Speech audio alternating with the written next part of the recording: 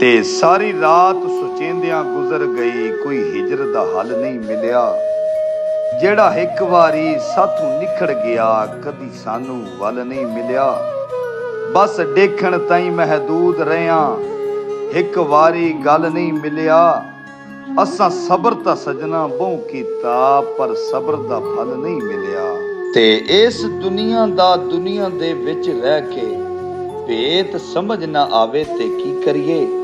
छोटा वड्डे दी पग नू हथ पावे, तगड़ा माड़े नू खावे ते की करिए।